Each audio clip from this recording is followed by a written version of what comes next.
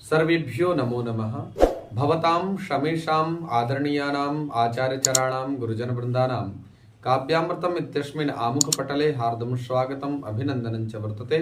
आप सभी संस्कृतनिष्ठ महनीय श्रोताओं का काव्यामृतम इस आमुख पटल पर हार्दिक स्वागत एवं अभिनंदन है।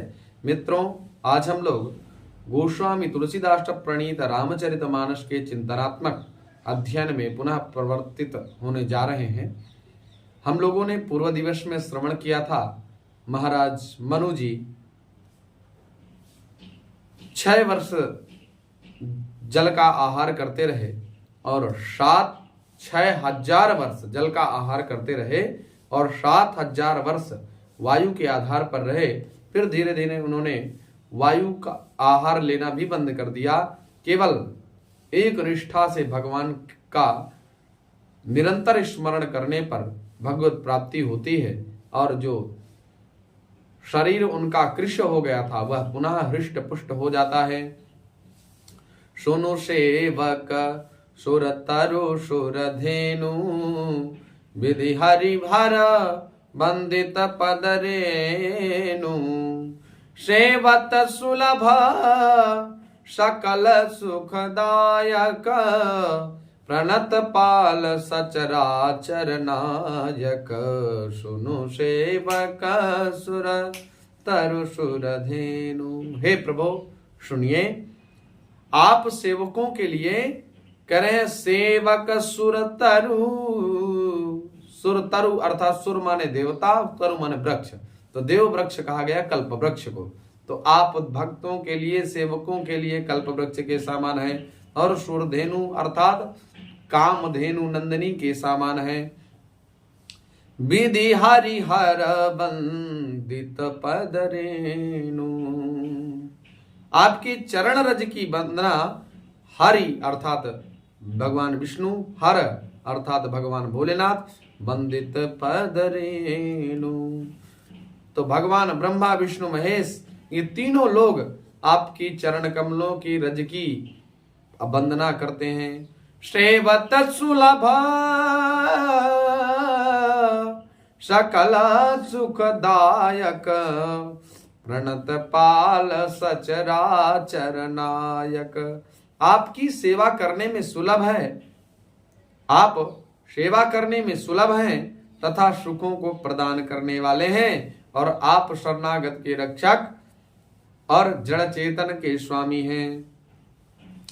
जो अनाथ हित हम परने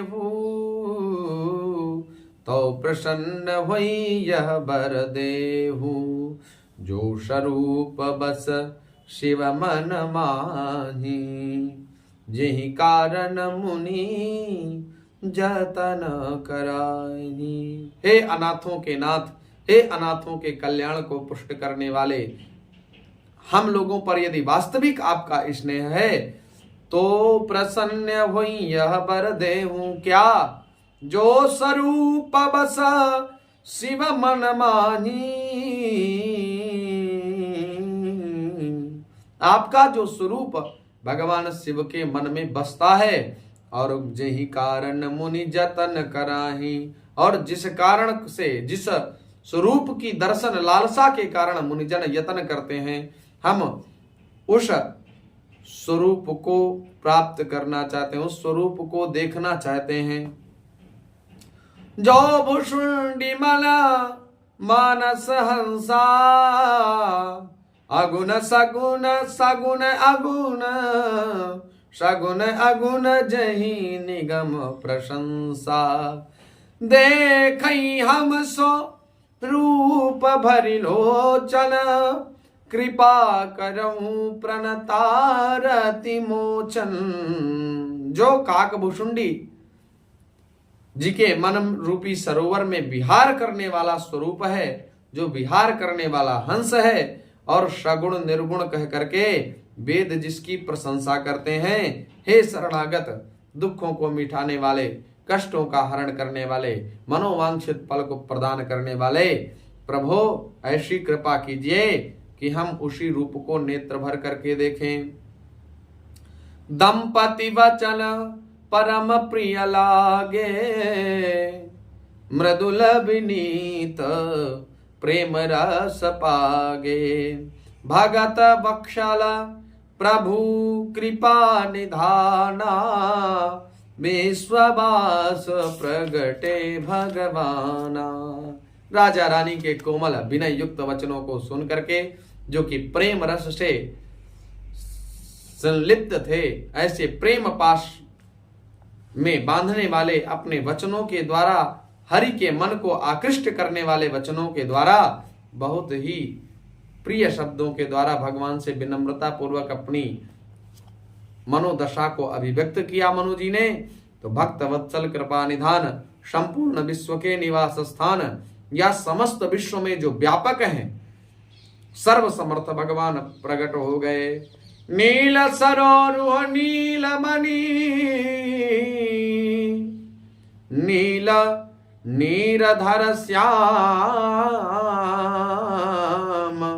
लाजहि तन शोभा निरखे, कोटि कोटि सतकाम, कोटि कोटि सतकाम।